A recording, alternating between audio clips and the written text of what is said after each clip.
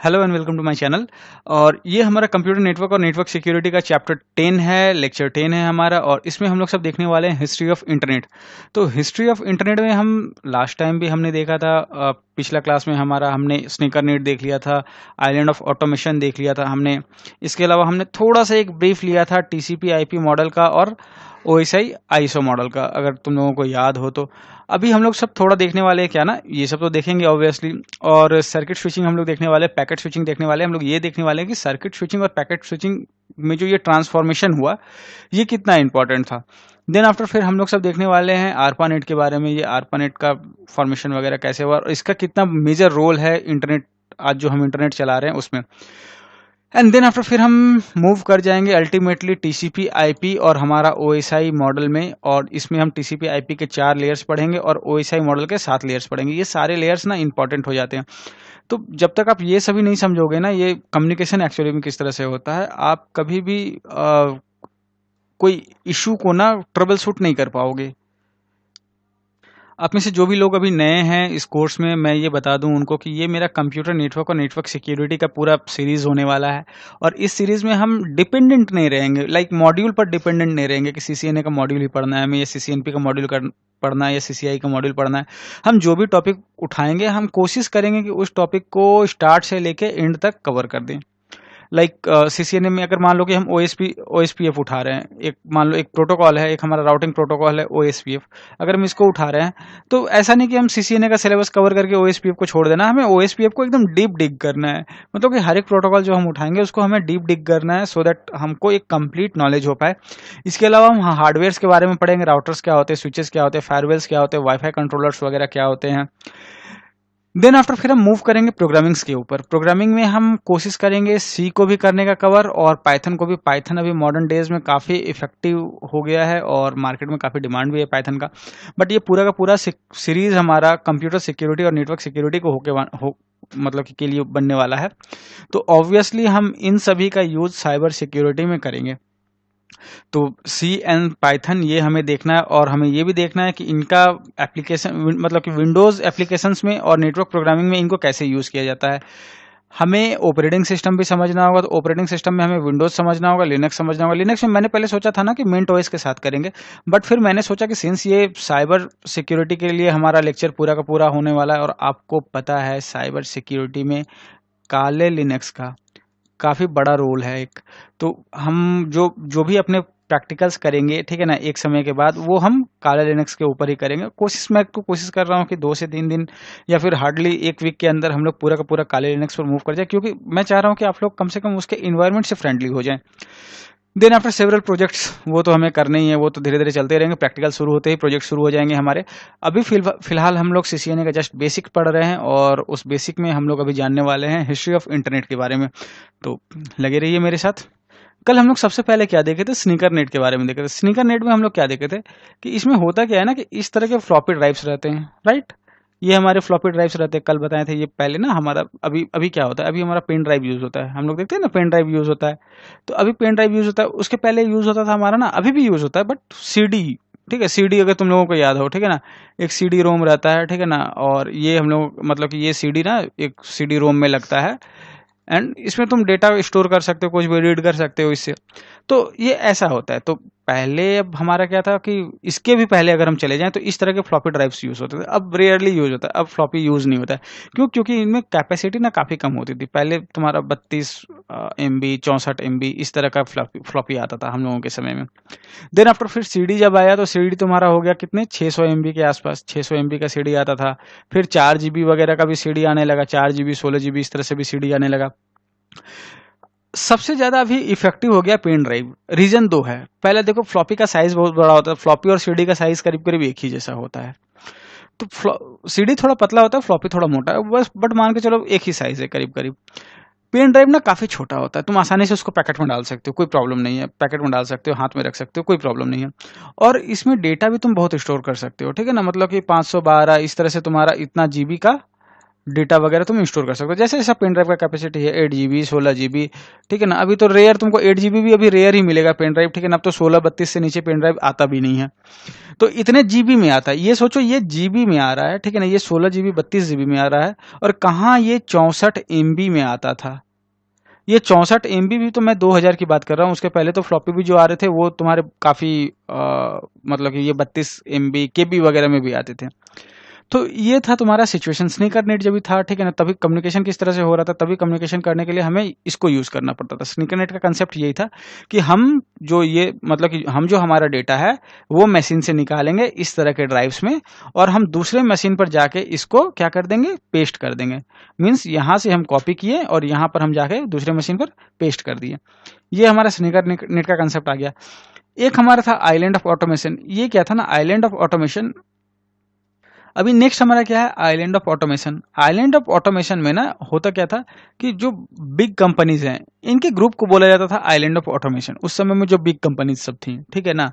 अभी देखो ये बिग कंपनीज वगैरह जितनी भी थी, ठीक है, ये तो इनके कस्टमर्स तो होंगे ना कोई कस्टमर बिग कैसे हो जाएंगी, जब तक कोई कस्टमर बड़े कस्टमर नहीं रहेंगे तो बिग होंगी नहीं। हुआ क्या था सिचुएशन, इनका बहुत बड़ा कस्टमर था तुम्हारा डिपार्टमेंट ऑफ डिफेंस, राइट।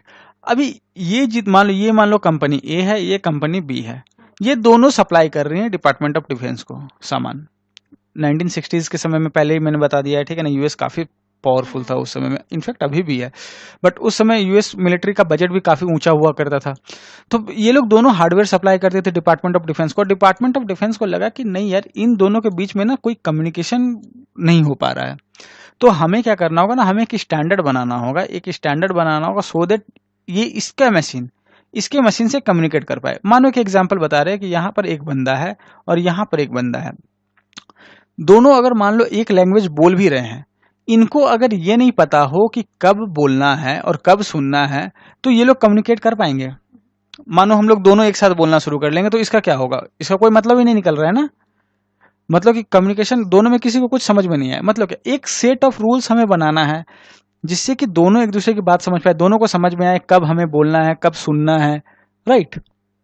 देखो ये ना हमारा, ये देखो, ये देख रहे हो, ये हमारा 1970-80s के समय में जो कंप्यूटर्स होते थे ना, वो कंप्यूटर्स हैं। देखो ये इस तरह के होते थे, देख रहे हो, ये देखो कितने बड़े होते थे। मैंने बोला ना इन सभी कंप्यूटर्स का लास्ट कल ही बोला था, ये पूरे के पूरे घर में आते थे। ये हमारा PDP-10 है, PDP-10 सिस्टम का नाम है। जैसे अभी हमारे सिस्टम का नाम है ना अलग अलग, तो ये हमारा PDP-10 है और ये हमारा PDP-7 सिस्टम है, ठीक है। ऑब्वियसली ये अपग्रेडेड वर्जन है इसका। तो देख लो, इस तरह से सिस्टम्स आते थे हमारे उस समय में। अभी जो हम लोग एक छोटा सा हमारा लैपटॉप ना, देखो एक चीज बोला भी जाता है, ठीक है, अपोलो मिशन में, यूएस का जो अपोलो मिशन था ना, उसमें जितनी कंप्यूटिंग पावर यूज हुई थी ना, उससे ज्यादा कंप्यूटिंग पावर अभी किसी सेलफोन में होती है। सोचो, देखो तुमको पता है कि जितने भी सिस्टम्स होते हैं या ऑपरेटिंग सिस्टम होते हैं, ये अलग अलग वेंडर द्वारा बनाए जाते हैं। मान लो कि तुम्हारा, अगर हम इसका बात कर ले, विंडोज का बात कर लें, तो ये माइक्रोसॉफ्ट बनाती है। इसके अलावा अगर हम मैक का बात कर लें, तो ये मैक हमारी एप्पल बना। तो हम देख लिए विंडोज का जो सिस्टम है हमारा, ये कौन बना रही है, माइक्रोसॉफ्ट बना रही है। मैक का सिस्टम हमारा एप्पल बना रही है। इसी तरह यूनिक्स के, लिनक्स के हमारे बहुत सारे फ्लेवर होते हैं, वो अलग अलग वेंडर बनाते हैं। ये तो ऑपरेटिंग सिस्टम की बात होगी, सॉफ्टवेयर की बात होगी। देन फिर हमारे हार्डवेयर हैं, हार्डवेयर अलग अलग वेंडर बनाते हैं। लाइक हमारा IBM हार्डवेयर बनाता है, ये लिनोवो का हमारा इनका अलग हार्डवेयर है, HP अलग हार्डवेयर बनाते हैं। तो देखो हार्डवेयर बनाने वाले हमारे अलग अलग तुम्हारे प्लेयर्स हो गए। देन आफ्टर ऑपरेटिंग सिस्टम बनाने वाले अलग अलग प्लेयर्स हो गए। उसके बाद भी अगर हमें अपने डिवाइसेस के बीच में कम्युनिकेट कराना है, तो जरूरी है ना कि एक सेट ऑफ रूल्स रहे। तो जो हार्डवेयर बना रहे हैं या सॉफ्टवेयर बना रहे हैं, उनको ये बताया जाए कि आप बनाओगे तो ये सारे रूल्स हैं। मतलब कि ये जैसे कि हम क्या करते हैं इंडिया में, क्या हमारा रूल है कि सड़क के बाएं ओर चलना है, राइट। इस तरह से हमारा रूल रहता है। ट्रैफिक लाइट अगर रेड हो गया तो आपको रुकना है, ट्रैफिक लाइट अगर ग्रीन हो गया तो आपको चलना है। इस तरह से एक रूल बना हुआ रहता है ना हमारा, जिसके कारण हमारा एक इफिशियंट तुम्हारा कम्युनिकेशन होते रहता है, एक इफिशियंट ट्रांसपोर्टेशन होते रहता है। अगर ये रूल्स एग्जिस्ट ना करे तो डिजास्टर होगा। यहाँ पर यही है कि एक रूल्स, सेट ऑफ रूल्स बनाने जरूरी हैं कि आपको किस तरह से चीज़ों को बनाना है, सो दैट कि अदर, क्योंकि इनको भी मैंने बोला है, मान लो कि ये हमारा बी वेंडर है जो कि कुछ हार्डवेयर्स बना रहा है, ये हमारा ए वेंडर है जो कि कुछ हार्डवेयर्स बना रहा है। हम अगर दोनों, हमें पता है कि दोनों डिफरेंट डिफरेंट टाइप से हार्डवेयर बनाने वाले हैं, बट इनको हम ये बोल दें कि आपके हार्डवेयर में ये सब बेसिक फैसिलिटी जो है ये होनी चाहिए, सो दैट कि ये हार्डवेयर इसके साथ कम्युनिकेट कर पाए, राइट। तो इस तरह के जो सेट ऑफ रूल्स होते हैं ना, इनको बोला जाता है प्रोटोकॉल्स। ये याद रखना, ये प्रोटोकॉल्स। देखो, the rules that define how system talk to one another are called protocols, right. सही है ये, the rules that define how system talk to one another are called protocol. कोई दिक्कत है इसमें? ये हो गया तुम्हारा सेट ऑफ रूल्स है हमारा, जस्ट एक सिंपल एक सेट ऑफ रूल्स है, इसको हम प्रोटोकॉल बोल। तो ये क्या है? इंटरनेट का अगर हम बात कर रहे हैं, इंटरनेट क्या है? वर्ल्ड लार्जेस्ट नेटवर्क है। अगर हम इंटरनेट का बात कर रहे हैं, तुम लोग इंटरनेट के बारे में जानना चाह रहे थे, तो इंटरनेट में होता क्या है कि जैसे कि रखो कि ये मेरा एक सिस्टम है यहाँ पर, राइट। ये मेरा एक सिस्टम है, ये मेरा मान लो कि जियो के नेटवर्क से कनेक्टेड है, ये मेरे सिस्टम। बट जियो के नेटवर्क में क्या है? अकेला मेरा सिस्टम कनेक्टेड है? नहीं, इसमें तुम्हारे हजारों सिस्टम कनेक्टेड हैं। और ये मान लो किसी भी तरह से, राइट, ये तुम्हारा जियो का गेटवे वगैरह होते हुए, और नेक्स्ट तुम्हारा submarine cable, SC submarine cable होते हुए, ये यूएस के अलग अलग सिस्टम से कनेक्टेड है। ये यूएस के अलग अलग सिस्टम से, सिस्टम ऑब्वियसली देखो सिस्टम कैसे रहेगा, तुम्हारा राउटर्स रहेंगे, राउटर के बाद स्विचेज रहेंगे, स्विचेज के बाद सिस्टम्स रहेंगे हमारे। तो ये सिनेरियो उसी तरह से बन रहा है हमारा। तो इसका क्या मतलब हो गया कि मेरा ये सिस्टम जो है यहाँ पर, ये दुनिया के करीब करीब सारे सिस्टम से कनेक्टेड है। भले हम एक्सेस कर पाए या नहीं कर पाए, एक्सेस कर पाना वो अलग बात है। हो सकता है कि ये सिस्टम बोल के रखे कि नहीं भाई, बाहर से जो भी पैकेट आएगा हम उसको डिनाई कर देंगे, राइट। ये बोल के रखे, ये अलग बात है। लेकिन ये भी तो कनेक्टेड है, कनेक्टिविटी किसी न किसी तरीके से है यहाँ पर। तो मेरा जब सिस्टम, जब भी हम अपना वाईफाई ऑन करके, ठीक है ना, कनेक्ट करते हैं सिस्टम को इंटरनेट में, तो मेरा सिस्टम पूरे दुनिया के साथ कनेक्टेड होता है। एक्सेस मिले ना मिले वो अलग बात हो जाता है, लेकिन मेरा सिस्टम क्या होता है? पूरे दुनिया के साथ कनेक्टेड होता है। तो एक बार और इसको देख लेते हैं कि मान लो यहाँ पर मेरा क्या है, ये मेरा एचपी का मशीन है, ये मेरा क्या है, ये मान लो तुम्हारा आईबीएम का मशीन है, यहाँ पर मेरा तुम्हारा एप्पल का मशीन है, यहाँ पर मान लो लिनोवो का मशीन है। तो डिफरेंट डिफरेंट हार्डवेयर यहाँ पर बना रहे हैं, हार्डवेयर बनाने वाले डिफरेंट डिफरेंट ये हैं, ठीक है ना। तुम्हारे निर्माता हैं, देख लो, ये सारे अलग अलग हार्डवेयर बनाते हैं। अगर इनको एक रूल नहीं दे के रखा गया, ठीक है ना, ऐसा नहीं ना है कि मेरे नेटवर्क में सिर्फ एचपी का मशीन रहेगा या फिर मेरे नेटवर्क में आईबीएम का मशीन रहेगा, ऐसा कुछ होता नहीं है। एक नेटवर्क जब भी बनता है, मान लो कि ये मेरा राउटर है, ठीक है ना, राउटर से मेरा क्या कनेक्टेड है? ये मेरा स्विच कनेक्टेड है, और मेरे स्विच से क्या कनेक्टेड है? सिस्टम्स कनेक्टेड है ना, मेरे स्विच से सिस्टम्स कनेक्टेड है, राइट। तो ऐसा थोड़े होता है कि यहाँ पर मान लो आईबीएम का अगर सिस्टम है, तो ये सारे के सारे आईबीएम के सिस्टम रहेंगे, ये स्विचेज भी आईबीएम के रहेंगे, और ये राउटर्स भी आईबीएम के रहेंगे, ऐसा तो कुछ होता नहीं है। नेटवर्क में होता क्या है, ये अलग अलग सिस्टम हो सकते हैं, कोई जरूरी नहीं है कि यहाँ पर एक ही वेंडर का सिस्टम रहे। लेकिन अगर मान लो कि अलग अलग वेंडर के सिस्टम है, तो अलग अलग वेंडर के बीच में, अलग अलग वेंडर के बीच में कोई तो एक ऐसे प्रोटोकॉल से ये डिफाइन हो, कोई एक प्रोटोकॉल्स तो बीच में होना चाहिए ना, जो कि ये डिफाइन करे कि ये सिस्टम इससे कम्युनिकेट कर सके, या फिर ये सिस्टम इससे कम्युनिकेट कर सके, या फिर ये सिस्टम इससे कम्युनिकेट कर सके। तो इसीलिए तुम्हारा एक सेट ऑफ रूल्स यहाँ पर आता है, ठीक है, सो दैट एक सिस्टम दूसरे किसी सिस्टम से कम्युनिकेट कर पाए, ठीक है। इनको क्या कहते हैं? हम प्रोटोकॉल्स कहते हैं, राइट। देखो, अब हम सबसे पहले आ जाते हैं ना इंटरनेट का हिस्ट्री के ऊपर। इंटरनेट का हिस्ट्री देखो, 1960s में क्या हुआ था ना। देखो, कम्युनिकेशन तो इंसान बहुत पहले से कर रहा है, टेलीफोन तो था ही ना, थ्रू टेलीफोन भी कम्युनिकेशन हो रहा था। बट 1960 के समय क्या हुआ, 1960 के समय में कुछ कुछ रिसर्च हुए थे। और तुमको पता है 1960 का जो समय है ना, वो कोल्ड वॉर का टाइम माना जाता है। उस समय ना तुम्हारा यूएस और यूएसएसआर, जो कि अभी रसिया है, ये दोनों एक अलग अलग गुट में बन गए थे, और दुनिया का ध्रुवीकरण हो रहा था। लाइक कुछ देश तुम्हारे यूएस के साइड में चले गए थे, कुछ देश तुम्हारे यूएसएसआर के साइड में चले गए थे, और दोनों में बहुत ज्यादा दुश्मनी बन गई थी। तुमको पता है कि यूएस और यूएसएसआर दुनिया के सबसे बड़े न्यूक्लियर पावर हैं। इनके पास उस समय में करीब करीब 50,000 न्यूक्लियर वेपन्स थे। काफ़ी ज़्यादा। तो इनके बीच में अगर कोई वॉर होती तो पूरा दुनिया का ही तबाही यहाँ पर निश्चित था। बट क्या था कि एक रिसर्च जस्ट हुई थी यूएस में, और उसमें ये ध्यान दिया गया था कि इन केस कोई न्यूक्लियर वॉर हो जाता है तो एनिमी की जो मिसाइल्स हैं या फिर न्यूक्लियर बॉम्ब्स हैं, अगर वो मान लो किसी भी तरह से अगर डिलीवर होते हैं कंट्री में, तो वो ना कंट्री का पूरे कम्युनिकेशन नेटवर्क को तोड़ देंगे। और सबसे पहला जो टारगेट, देखो कोई भी वॉर में ना सबसे पहला जो टारगेट होता है, सबसे पहला टारगेट होता है तुम्हारा जैसे कि कम्युनिकेशन हब हुए, ठीक है ना। कम्युनिकेशन हब जितने भी हुए, लाइक मान लो कि जो भी मेजर डेटा सेंटर्स हो गए हैं, या फिर तुम्हारे कम्युनिकेशन बीएसएनएल का ऑफिस हो गया, रिलायंस का ऑफिस हो गया, इन सभी को टारगेट किया जाता है। ठीक है, जितने भी कम्युनिकेशन हब है मेजर, मान लो जहां पर मेजर स्विचिंग हब है या फिर पावर ग्रिड है, पावर ग्रिड को टारगेट किया जाता है सबसे पहले। तुम्हारे कम्युनिकेशन हब जितने भी होते हैं उनको सबसे पहले टारगेट किया जाता है। जो क्रिटिकल तुम्हारा ट्रांसपोर्ट इंफ्रास्ट्रक्चर है, ठीक है, उसको टारगेट किया जाता है। मान लो कि एक तुम्हारा कंट्री का ये हिस्सा कंट्री के ये हिस्से के साथ जुड़ा हुआ है, एक तुम्हारा इसके थ्रू, लाइक रेल नेटवर्क के थ्रू, तो ये रेल नेटवर्क को टारगेट कर दिया जाएगा और ये रेल नेटवर्क को डिस्ट्रॉय कर दिया जाएगा। ठीक है, उसी तरह मान लो कि ये हिस्सा अगर मान लो कि एक सड़क के थ्रू किसी दूसरे हिस्से के साथ जुड़ा हुआ है, सड़क है यहाँ पर और एक तुम्हारा रेल नेटवर्क है, ठीक है, तो इसको डिस्ट्रॉय कर दिया जाएगा, इसको डिस्ट्रॉय कर दिया जाएगा, सो दैट कि ये एरिया कंट्री का ये एरिया के साथ कम्युनिकेट ना कर पाए।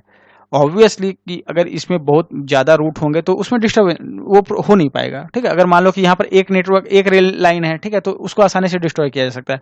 लेकिन अगर मान लो कि यहाँ पर मल्टीपल रेल लाइन्स है, ठीक है ना, अगर मान लो हर 50 किलोमीटर 100 किलोमीटर पर एक एक रेल लाइन है, समझो, तो फिर इसको डिस्ट्रॉय करना काफ़ी मुश्किल हो जाता है, राइट। तो जो जब भी वॉर का टाइम होता है तो कम्युनिकेशन इंफ्रास्ट्रक्चर होता है उसको सबसे पहले डिस्ट्रॉय किया जाता है। देन आफ्टर फिर हमारा तुम्हारा जो पावर ग्रिड वगैरह हो गए, सो दैट पावर सप्लाई चली जाए कंट्री की, वो हो गया। इसके अलावा तुम्हारा जो ये होते हैं फूड गोदाम, खाने के गोदाम वगैरह होते हैं, हॉस्पिटल्स वगैरह होते हैं, ठीक है, उनको भी टारगेट किया जाता है। ऑल दो ऐसा होना नहीं चाहिए, लेकिन इतना जान के रखो वॉर का कोई रूल नहीं होता है। ठीक है, वॉर किसी रूल से लड़ा नहीं जाता है। ऐसे अगर तुम इसमें जाओ, बुक्स में जाओ, तो बुक्स में बहुत सारे रूल लिखे हुए रहते हैं, ठीक है, जिनेवा कन्वेंशन हो गया या किसी भी और तरीके से, ठीक है, बहुत सारे रूल्स लिखे हुए रहते हैं। बट हम लोग करीब 50-60 साल से देख लिए हैं, हजारों नियम टूटे हैं, ठीक है, हजारों नियम तोड़े गए हैं वॉर में। एनीवे, तो यहाँ पर क्या था कि अगर प्रॉब्लम था कि अगर मान लो कि कोई एक न्यूक्लियर वॉर हो जाता है तो कम्युनिकेशन हब्स वगैरह जितने भी हैं या स्विचिंग सेंटर जितने हैं उनको क्या कर दिया जाएगा, डिस्ट्रॉय कर दिया जाएगा। स्विचिंग सेंटर को तुम एक तरह से डेटा सेंटर समझ लो, ठीक है। अगर इन सभी को डिस्ट्रॉय कर दिया जाता है या जो केबल्स वगैरह हैं, ठीक है ना, इनको डिस्ट्रॉय कर दिया जाता है तो कोई कम्युनिकेशन नहीं हो पाएगा। मान लो एक मिलिट्री इंस्टॉलेशन और दूसरे मिलिट्री इंस्टॉलेशन या एक शहर या दूसरे शहर के बीच में कोई कम्युनिकेशन नहीं हो पाएगा यहाँ इस केस में। तो हुआ क्या ना कि तुम्हारा डिपार्टमेंट ऑफ डिफेंस, यूएस का जो डिपार्टमेंट ऑफ डिफेंस, वो सोचने लगे कि वो लोग की क्या एक अल्टरनेट मेथड हो सकता है कि हम कम्युनिकेशन इस तरह से, कम्युनिकेशन नेटवर्क को अपना इस तरह से बनाए कि मेरा कम्युनिकेशन नेटवर्क किसी वॉर के टाइम में भी खड़ा रह पाए। हो सकता है कुछ नोट्स बर्बाद हो जाए, वो अलग बात है, बट फिर भी कम्युनिकेशन चलता रहे। तो एक यूएस के तुम्हारे साइंटिस्ट थे, उनका नाम था पॉल बैरन, ठीक है। 1964 में ना इन्होंने एक रास्ता सुझाया। इन्होंने बोला क्या ना कि नेटवर्क के पास ना कोई सेंट्रल नोड मत रखिए, ठीक है, नेटवर्क का एक सेंट्रल नोड नहीं होना चाहिए, ठीक है, और नेटवर्क को वाइडली डिस्ट्रीब्यूटेड रखिए। जैसे तुमको एक एग्जांपल बता रहे हैं, तुम लोग स्टार टोपोलॉजी देखी थी ना, स्टार टोपोलॉजी, पीयूष याद है स्टार टोपोलॉजी? तो देखो स्टार टोपोलॉजी जब हम लोग देखे थे तो हम लोग क्या देखे थे, स्टार टोपोलॉजी में एक सेंट्रल हब होता था और उस सेंट्रल हब से तुम्हारे सिस्टम्स कनेक्टेड होते थे, राइट, ऐसा ही होता था। और ये मान लो कि अगर हम इस हब को ही बर्बाद कर देते, ये सेंट्रल हब को ही बर्बाद कर देते, तो सारा नेटवर्क मेरा डाउन हो जाता है। मतलब क्या कि एक सेंट्रल नोड अगर है, ठीक है, तो ये एक सेंट्रल नोड तुम्हारा अगर डिस्टॉर्ट हो जाता है तुम्हारा पूरा कम्युनिकेशन बर्बाद हो जाएगा। बस टोपोलॉजी जो हम लोग देखे थे, बस टोपोलॉजी में भी हम लोग देखे थे, अगर तुम लोग को याद होगा, एक सिंगल तुम्हारा बस पार होता था यहाँ पर, ठीक है ना, एक सिंगल बस, इसको बैकबोन केबल बोलते थे। और ये बैकबोन केबल अगर डिस्ट्रॉय हो गया तो मतलब क्या, पूरा नेटवर्क तुम्हारा चला गया। तो यहाँ पर बस तुम्हारा एक सेंट्रल नोड की तरह काम कर रहा है और यहाँ पर तुम्हारा ये जो हब या स्विच है वो सेंट्रल नोड की तरह काम कर रहा है। तो इन्होंने, पाउल बैरन ने क्या सुझाया, पाउल बैरन ने सुझाया कि नेटवर्क के पास कोई सेंट्रल नोड नहीं होगा। अगर मान लो, एक एग्जांपल बोल रहे हैं, मेश टोपोलॉजी जब हम देखते हैं, मेश टोपोलॉजी में कोई सेंट्रल नोड नहीं होता है, राइट, तुम लोगों को अगर याद हो। चलो एक एग्जांपल से इसको भी देखते हैं, मेश टोपोलॉजी को भी हम एग्जांपल से देखते हैं। एक मेश टोपोलॉजी में मेरे क्या होते थे, मान लो कि ये एक मेरा नोड है, ये एक मेरा नोड है, ये एक मेरा नोड है। तो ये तीनों नोड अगर मान लो कोई सेंट्रल नोड के साथ कनेक्टेड भी हैं, ठीक है ना, समझो, तो मेश टोपोलॉजी में हम क्या करते थे, एक रिडंडेंसी डालते थे इनके बीच में। राइट, एक्स्ट्रा रिडंडेंसी डालते थे कि अगर मान लो कोई एक नोड मेरा बर्बाद भी हो जाएगा तो बाकी नोड्स के बीच कम्युनिकेशन मेरा चलता रहेगा। इन केस अगर ये नोड मेरा बर्बाद हो जाएगा तो बाकी नोड्स के बीच में कम्युनिकेशन मेरा चलता रहेगा। लाइक जैसे कि हम स्टार का एग्जांपल लिए थे, ठीक है ना। स्टार में क्या था, एक सेंट्रल नोड था, सेंट्रल नोड से तुम्हारा अलग अलग नोड्स कनेक्टेड होते थे, राइट, ऐसा ही था ना। सेंट्रल नोड से अलग अलग नोड्स कनेक्ट, मान लो कि ये नोड को हम इससे कनेक्ट कर दिए, ये नोड को इससे कनेक्ट कर दिए, इसको इससे कनेक्ट कर दिए, इसको इससे कनेक्ट कर दिए, फिर इसको हम इसको बाईपास करके भी कनेक्ट कर दिए, समझो। ऐसा अगर हम कर दे रहे हैं तो इसको डिस्ट्रॉय कर दोगे, क्या फर्क पड़ता है, कोई फर्क नहीं पड़ता है। तो एक सेंट्रल नोड नहीं होना चाहिए। बोलने का यहाँ पर यही मतलब है कि इंटरनेट का नेटवर्क जो है, उस समय जो नेटवर्क बना था तभी उसका नाम इंटरनेट नहीं रखा गया था। तो इसके पास कोई सेंट्रल नोड नहीं होना चाहिए और ये डिस्ट्रीब्यूटेड होना चाहिए। डिस्ट्रीब्यूटेड का मतलब क्या, ये सेंट्रलाइज नहीं होना चाहिए, अलग अलग जगह पर डिस्ट्रीब्यूटेड होना चाहिए, राइट। तो और एक कंसेप्ट आया, उस कंसेप्ट को बोला जाता था पैकेट स्विचिंग। देखो हम लोग पैकेट स्विचिंग को पहले देख लेते हैं यहाँ पे। देखो सबसे पहले हम लोग का ना, ये पहले ये चलता था, ये हमारा सर्किट स्विचिंग है, ये हमारा पहले सर्किट स्विचिंग चलता था। सर्किट स्विचिंग में होता क्या था ना कि एक डेडिकेटेड सर्किट बना हुआ रहता था। देखो ये एक डेडिकेटेड सर्किट बना हुआ है, बहुत बार डेडिकेटेड नहीं भी होता था, तो उसको तुम्हारा टाइम बेस्ड सर्किट यूज होता था, टाइम टू टाइम, जैसे जिस हिसाब से जब जिसका जरूरत पड़े। तो होता क्या था ना यहाँ पर, वेट, तो होता क्या था कि यहां पर मान लो कि इसको अगर यहां पर डेटा भेजना है तो एक डेडिकेटेड सर्किट बना हुआ है जिसके थ्रू ये डेटा लेके जाएगा, राइट। ये तुम्हारा एक डेडिकेटेड सर्किट बना हुआ है जिसको लेके ये डेटा यहां पर डेटा ट्रेवल होगा, एक डेडिकेटेड सर्किट बना हुआ रहता था। ये हो जाता था हमारा, इसको हम बोलते थे सर्किट स्विचिंग। या बहुत बार इसको एक और एग्जांपल से समझते हैं। मान लो ये मेरा डायग्राम है, इसमें ये होस्ट ए है और ये मान लो बी है, समझो, और इसको कम्युनिकेट करना है। तो सर्किट स्विचिंग में होता क्या था ना कि कम्युनिकेशन के पहले, जब तुम कम्युनिकेट करोगे उसके पहले इसके और इसके बीच में एक डेडिकेटेड पाथ बना लिया जाता था। लाइक मान लो कि ये पाथ हो सकता है इधर से ऐसे जाए, पेन चेंज कर लेता हूं, ये पाथ हो सकता है ऐसे करके जाए, राइट, या फिर ऐसे भी हो सकता था कि ये पाथ ऐसे जाए, अगर ये वाला पाथ अवेलेबल नहीं है तो ऐसे करके जाए। तो मतलब बैंडविड्थ का प्री एलोकेशन होता था। कोई भी नोड अगर ट्रांसमिशन करेगा तो बैंडविड्थ को प्री एलोकेट करना पड़ेगा, तुमको पहले बैंडविड्थ एलोकेट करना पड़ेगा, देन आफ्टर ही तुम ट्रांसमिशन कर पाओगे, राइट। तो देखो इसमें प्रॉब्लम क्या होता था ना कि जब भी सर्किट कोई एक डिवाइस को एलोकेट है, उस समय में सर्किट वो दूसरे डिवाइस को एलोकेट नहीं किया जा सकता था। तो होता क्या था कि एक बार में एक ही डिवाइस कोई भी एक सर्किट को यूज कर सकता है, दूसरा डिवाइस उस सर्किट को उस समय यूज नहीं कर सकता है। ये होता था हमारा सर्किट स्विचिंग में। इसमें लेकिन एक फायदा था, फायदा यह था ना कि तुम्हारा पैकेट को बहुत रिलेबली ट्रांसफर किया जाता था, ठीक है, और बहुत फास्टर रेट से ट्रांसफर कर दिया जा सकता था। लाइक कि जैसे कि तुमको एक डेडिकेटेड सर्किट मिला हुआ है ना, एक मतलब कि सिर्फ तुम ही इसमें ट्रांसमिशन कर रही हो और कोई कर नहीं रहा है इसमें, तो ये तुम्हारा इसमें शेयर, मीडिया तो शेयर नहीं हुआ, मीडिया शेयर नहीं हुआ तो तुम्हारा डेटा ट्रांसमिशन काफी इजी हो जाता था। लेकिन नुकसान क्या था कि डिवाइस एक ही एक बार में ट्रांसमिट कर सकता था। अब जैसे जैसे इंटरनेट तुम्हारा ग्रो करने लगा, इंटरनेट नहीं बोलेंगे उस समय, नेटवर्क बोलेंगे, नेटवर्क जैसे जैसे ग्रो करने लगा तो इस मतलब कि इस नोड के साथ और भी बहुत सारे नोड कनेक्टेड रहते थे जिनको कि चाहिए भाई, ठीक है ना, उनको भी ट्रांसमिशन करना रहता, तो मतलब उनको वेट करना पड़ेगा कि जब तक ए ट्रांसमिशन नहीं करेगा तब तक हम ट्रांसमिशन नहीं कर पाएंगे। ये था हमारा सर्किट स्विचिंग का कंसेप्ट।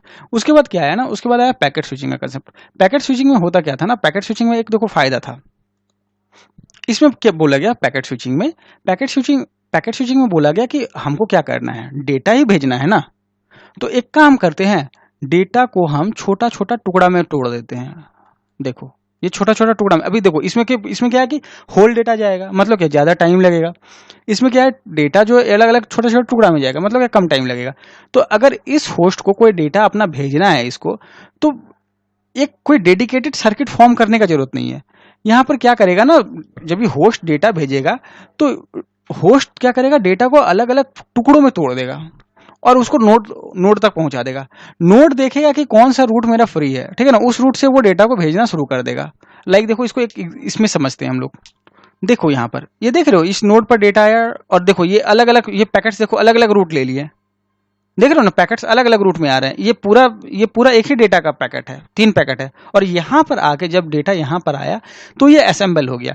तो हम ये कर सकते हैं, जब भी हम डेटा को तोड़ेंगे तभी हम उसका हर एक पैकेट के ऊपर एक सीक्वेंस नंबर दे देंगे। मान लो कि ये 1 नंबर का, मान लो 1 नंबर सीक्वेंस है, ये 2 नंबर सीक्वेंस है, ये मान लो 3 नंबर सीक्वेंस है, समझो। तो जब भी मेरा एंड में डेटा को जब भी असेंबल किया जाएगा, वापस से जब मेरा डेटा असेंबल किया जाएगा, मतलब कि डेटा को वापस जोड़ा जाएगा, तो समझ जाएंगे हम, ठीक है ना। अच्छा ठीक है, 1 नंबर डेटा है, इसको पहले रखना है, 2 नंबर डेटा है, इसको बाद में रखना है, उसके बाद फिर हम 3 नंबर डेटा को रखेंगे। तो हमको पूरा इन्फॉर्मेशन मिल गया जो यहाँ से भेजा गया था।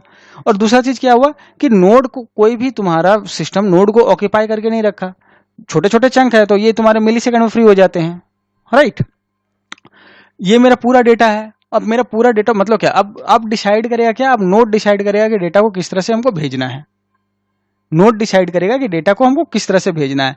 ये अलग अलग तरीके से भेजा जा सकता है, अलग अलग जितने भी रूट हैं उनसे भेजा जा सकता है। बट क्या, यहाँ पर एक सीक्वेंस नंबर रहेगी, और उस सीक्वेंस नंबर के आधार पर हम क्या करेंगे, यहाँ पर तुम्हारा होस्ट के पास जब भी डेटा आएगा तो हम उसको अरेंज कर लेंगे। ये हो गया हमारा सर्किट स्विचिंग, और ये हो गया हमारा क्या, पैकेट स्विचिंग। तो देखो 1964 में क्या हुआ, पॉल बैरन जो थे, ठीक है ना, इन्होंने ये बोला कि कोई सेंट्रल नोड नहीं रहेगा, वाइडली डिस्ट्रीब्यूटेड रहेगा, और एक कंसेप्ट ऑफ तुम्हारा पैकेट स्विचिंग आया। पहले इसके पहले यूज होता था तुम्हारा सर्किट स्विचिंग। 1968 में क्या हुआ ना, इनके कंसेप्ट के आधार पर, पॉल बैरन के कंसेप्ट के आधार पर, पॉल बैरन के कंसेप्ट के आधार एनपीएल ब्रिटेन में, एनपीएल तुम्हारा लेबोरेटरी है, कहाँ का है, ब्रिटेन का है, यहां पर इसको, इस थ्योरी को सबसे पहले टेस्ट किया गया, इस थ्योरी को टेस्ट किया गया। और उसके बाद, जस्ट उसी के बाद क्या, पेंटागन का डिपार्टमेंट ऑफ डिफेंस के अंदर ना एडवांस रिसर्च प्रोजेक्ट एजेंसी को फंड दिया गया। ओके, ये मतलब क्या कि इनको फंड करना था, कि इनको इस तरह के प्रोजेक्ट को फंड करना था यूएसए में। अब सिंस देखो यूएसए में इस तरह की रिसर्च हुई थी, तो वहां पर डिपार्टमेंट ऑफ डिफेंस पहले से ही सोच रहा था, ठीक है, कि हमें किस तरह से अपने नेटवर्क को बनाना है, सो दैट अगर एक न्यूक्लियर वॉर हो जाता है तो हमारा नेटवर्क कंप्लीट डाउन कभी ना हो, और एक स्मूथ कम्युनिकेशन हमारा चलता रहे। तो इन्होंने क्या किया ना, पेंटागन का तुम्हारा डिपार्टमेंट ऑफ डिफेंस के अंदर एडवांस रिसर्च प्रोजेक्ट एजेंसी, इन्होंने ये काम लिया। इन्होंने क्या किया, इन्होंने फंड करना शुरू किया, तुम्हारे जो भी रिसर्च इंस्टीट्यूट वगैरह हैं उनको ये फंड करना शुरू किया, और इन्होंने कोशिश किया कि हम एक ऐसा नेटवर्क बना सकें जो कि कभी डाउन ना हो, उस तरह के नेटवर्क को हम बना सके, और जहां पर पैकेट मतलब कि स्विचिंग जो है, नेटवर्क स्विचिंग वो आसान हो जाए काफी। तो इस तरह का पहला नोड, सबसे पहला नोड जो बना, जो कि तुम्हारे इस थ्योरी पर था, नो सेंट्रल नोड और वाइडली डिस्ट्रीब्यूटेड, एक चीज, और दूसरा हो गया तुम्हारा क्या, packet switching, sorry circuit switching नहीं, पैकेट स्विचिंग पर बेस्ड था। तो इस तरह का पहला नोड तुम्हारा बना सबसे पहले यूसीएलए में, यूसीएलए था तो university of California and Los Angeles. Okay, इस तरह का पहला नोड सबसे पहले बना 1969 में, कहा, यूसीएलए में, ठीक है। देन आफ्टर देखो, यूसीएलए में पहला नोड तुम्हारा बना, और इसी के जस्ट बाद तुम्हारा देखो दिसंबर 1969 में, कुछ ही समय के बाद, 3 या 4 महीने के बाद ही 4 और नोड इस तरह का बना, ठीक है ना। जब 4 नोड बन गया मतलब क्या, अब देखो 1 लोकेशन, 2 लोकेशन, 3 लोकेशन, और ये 4 लोकेशन। 1 लोकेशन ऑब्वियसली तुम्हारा ये था, यूसीएलए था, ठीक है। चारों नोड को, लोकेशन को जब कनेक्ट कर दिया गया ना, तो इसको नाम दिया गया तुम्हारा क्या, आरपानेट। आरपानेट नाम क्यों दिया गया, कि इसको फंड कहां से मिल रहा था, देखो इसको फंड मिल रहा था एडवांस रिसर्च प्रोजेक्ट एजेंसी, ये हो गया एआरपीए, राइट, और नेट मतलब नेटवर्क।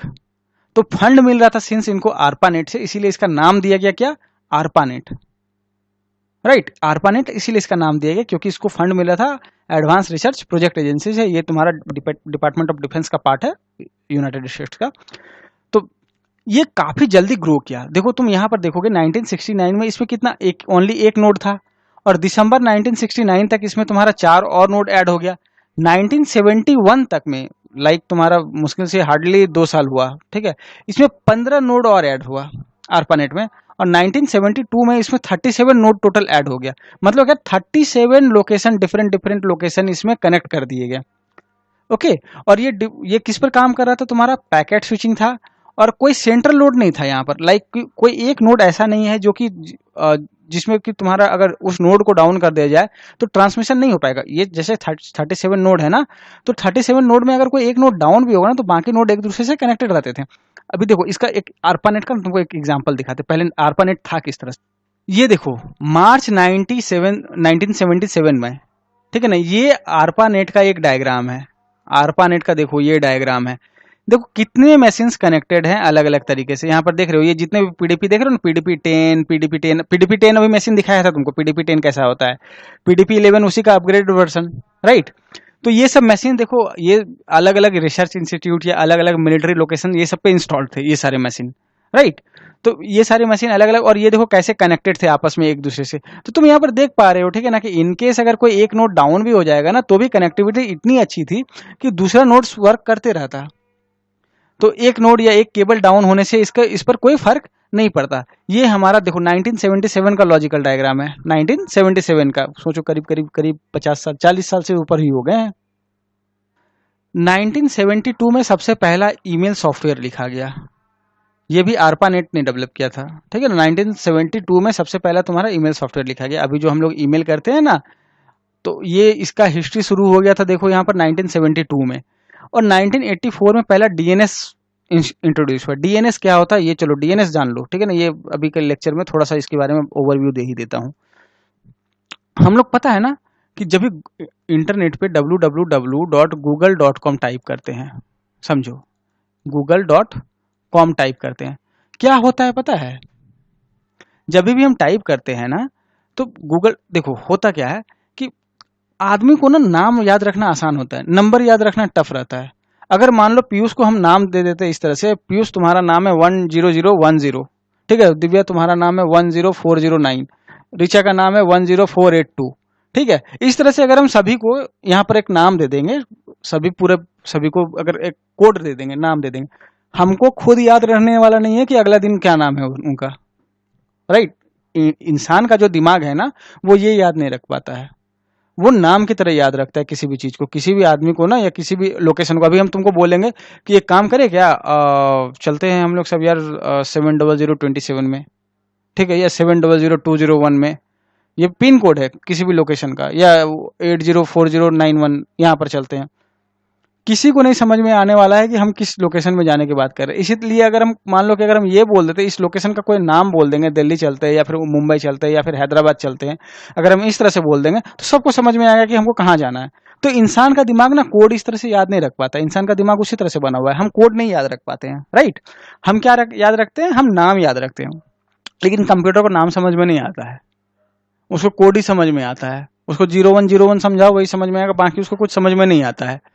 तो अब दोनों के बीच में तालमेल कैसे बैठाएं? तो हुआ क्या ना, हम एक काम किए, हम किए क्या ना कि हर एक जो भी मेरा सर्वर है, हर एक मेरा जो मतलब कि ये तुम्हारा वेब सर्वर है या फिर कुछ भी इंटरनेट पे कोई भी नोड है, इंटरनेट पे मेरा जो भी लोकेशन है, मान लो कि वेब सर्वर है, FTP सर्वर है, कुछ भी है, तुमको पता है इंटरनेट पे कुछ भी जो है तुम्हारा वो IP एड्रेस से पहचाना जाता है, राइट।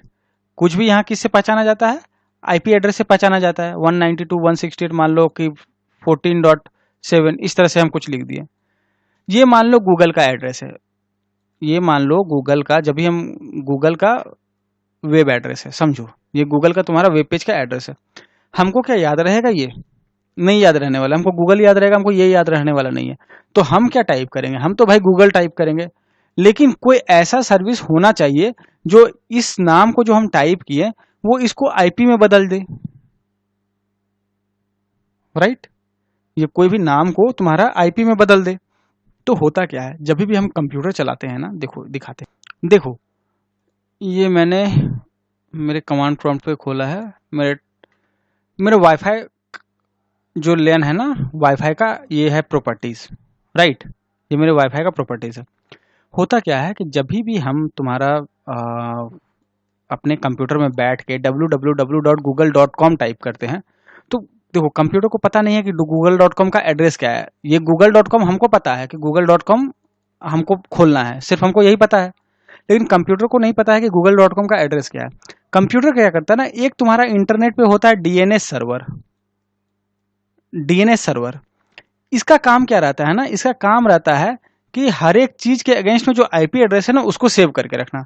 मतलब जैसे कि google.com हम जो टाइप कर रहे हैं, तो google.com का क्या एड्रेस होगा, ठीक है ना। मान लो 10.10.1.1 अगर मान लो एड्रेस है google.com का, तो ये मुझे दे देगा। तो होता क्या कि जब भी हम टाइप करते हैं ना जब भी तुम फायरफॉक्स पे जाओ या क्रोम पे जाओ, तुम टाइप करो www.google.com, तो ये देखो हमारे कंप्यूटर में ना, हमारे देखो सिस्टम में ना एक DNS सर्वर कॉन्फ़िगर किया हुआ रहता है हमेशा, राइट। एक DNS सर्वर हमेशा रहेगा।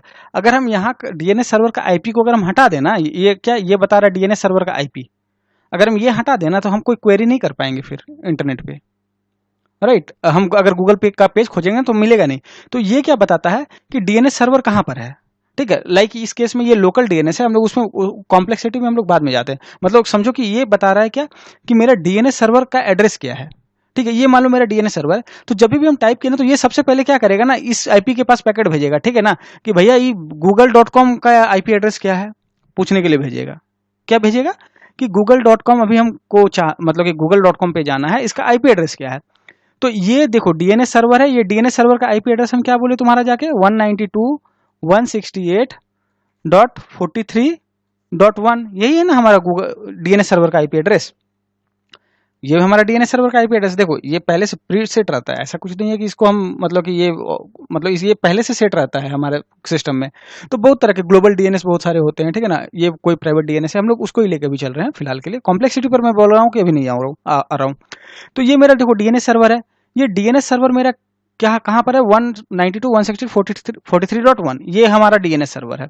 और इसमें इस तरह से ना एंट्री लगा हुआ रहता है, ठीक है ना, एंट्री किया हुआ रहता है। google.com का आईपी ये होगा, याहू का आईपी ये होगा, तुम्हारा रेडिफ का आईपी ये होगा, यूट्यूब का आईपी ये होगा, इस तरह से सबका आईपी। तो जैसे ही हम वेब ब्राउजर पर जाके google.com टाइप करते हैं ना, तो google.com सबसे पहले कंप्यूटर क्या करता है ना कि पैकेट तो भेज देता है डीएनएस सर्वर के पास। पहले google.com के पास नहीं जाता है, पहले जाता है डीएनएस सर्वर के पास, डीएनएस सर्वर से ये पूछने कि google.com का आईपी क्या है।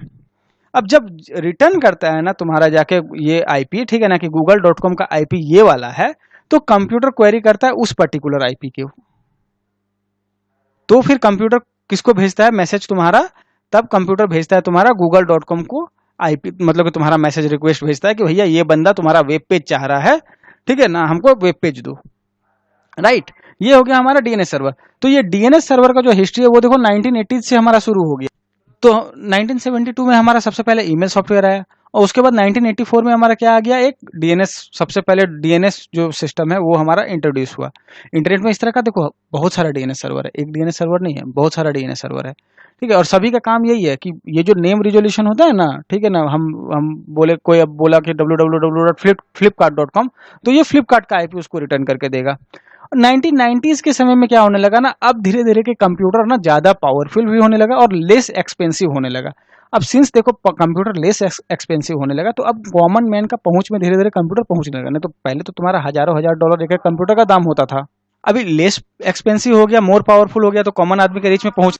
देन देखो 1990s के समय में ही मोज़ेक वेब ब्राउजर भी इंट्रोड्यूस हुआ, ठीक है ना। एक वेब ब्राउजर अभी के समय में हम लोग देखते हैं कि एक वेब ब्राउजर का क्या मतलब कि इंपॉर्टेंस है, इसके बिना हम लोग का काम नहीं चलता। ये 1990s में इंट्रोड्यूस हुआ। देखो आरपा का जो पहला स्टैंडर्ड था ना, ठीक है ना, उसमें एनसीपी प्रोटोकॉल यूज होता था, ठीक है ना। अब तुमको पता है कि कोई भी चीज धीरे धीरे अपग्रेड तो होता ही है, धीरे धीरे जैसे जैसे समय बीतते गया टीसीपी आईपी आया और इसको रिप्लेस किया, ठीक है ना। तो धीरे धीरे अब हम लोग अभी के समय में हम लोग यूज करते हैं टीसीपी आईपी को, अभी के समय में हम लोग टीसीपी आईपी को यूज करते हैं। और अगला चीज कि धीरे धीरे करके आरपा नेट भी बाहर निकलने लगा, ठीक है ना। 1983 से 89 के बीच में धीरे धीरे आरपा नेट बाहर निकल गया। और तुमको पता है कि सिंस शुरू में ये सब कुछ जो भी था, ठीक है ना, वो मिलिट्री के लिए बना हुआ था। बाद में तुम्हारा टीसीपी आईपी से या फिर आरपा नेट जो भी बोलो, ठीक है ना, इनिशियली आरपा नेट ही था, टीसीपी आईपी बाद में उसको रिप्लेस किया। तो इससे जो मिलिट्री सेगमेंट था, ठीक है, जो मिलिट्री यूज करती थी, वो सेगमेंट भी अलग हो गया और उसका नाम रह गया मिलनेट। देखो अब तुम्हारा इसके बाद टीसीपी आईपी आ गया। टीसीपी आईपी के आने के बाद, काफी आने के बाद ओएसआई का रेफरेंस मॉडल आया। ये सब हम लोग अब अपने नेक्स्ट लेक्चर में करने वाले हैं, TCP IP connectivity and OSI model. इसमें हमें काफी समय लगेगा, इसका हमें 4 लेयर पढ़ना है और इसका हमें 7 लेयर पढ़ना है, राइट। तो आज का लेक्चर यहीं खत्म करते हैं। हो सकता है वॉइस में कुछ डिस्टोर्शन हुआ हो, क्योंकि आसपास मेरे अभी दुर्गा पूजा का माहौल है, काफी अच्छा माहौल है एक, ठीक है। तो अभी के लिए फिलहाल माफ कीजिएगा अगर वॉइस के लिए डिस्टॉर्शन हो रहा हो, 1-2 दिन में ये सही हो जाएगा। तो आज का वीडियो आपको कैसा लगा ये मुझे कमेंट करके जरूर बताएं। अगर मेरा वीडियो अच्छा लगा तो लाइक शेयर और सब्सक्राइब जरूर कर दें। मेरे चैनल का नाम है गुरुकुल वेबिनार और मैं टेलीग्राम पे हूं। आप मेरे को खासकर टेलीग्राम पे जरूर ज्वाइन कर लें, क्योंकि मेरे लेक्चर्स की पीडीएफ मैं आपको टेलीग्राम पे ही प्रोवाइड कराऊंगा। इसके अलावा मैं फेसबुक, ट्विटर, लिंक्डइन पे भी हूँ। मैंने अपना व्हाट्सएप और ईमेल आईडी भी प्रोवाइड करके रखा हुआ है। अगर आपको कोई क्वेरी हो तो आप मेरे को पूछ सकते हैं, मैं आपको जरूर से जरूर रिस्पॉन्स करूंगा। तो मिलते हैं कल के लेक्चर में अब, और इसमें हम लोग सब देखने वाले हैं टीसीपी आईपी को अब हम डिटेल में शुरू करने वाले हैं और ओएसआई लेयर को हम लोग सब डिटेल में शुरू करने वाले हैं। तो thanks for watching the video. Stay safe, stay motivated.